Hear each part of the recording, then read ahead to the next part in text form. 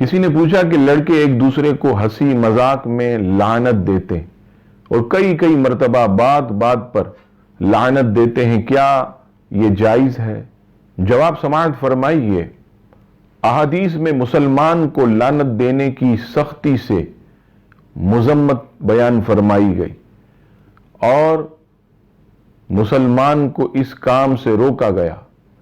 چنانچہ مسلم شریف کتاب الایمان میں حدیث نمبر 109 سید عالم صلی اللہ تعالی علیہ وسلم نے ارشاد فرمایا، مومن کو لعنت کرنا اسے قتل کرنے کی طرح ہے۔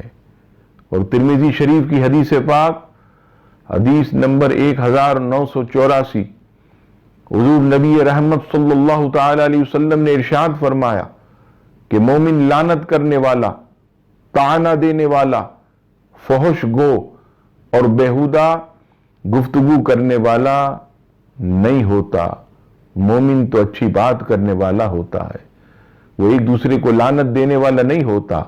تو یاد رکھیے، ہنسی مذاق میں بھی اور غصے میں بھی کسی مسلمان کو لعنت دینا، اس کی نبی پاک علیہ السلام نے ممانعت فرمائی ہے۔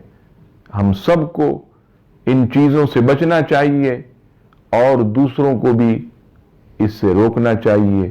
اللہ تبارک و تعالی ہمیں حضور علیہ السلام کی سچی غلامی نصیب فرمائے، آمین۔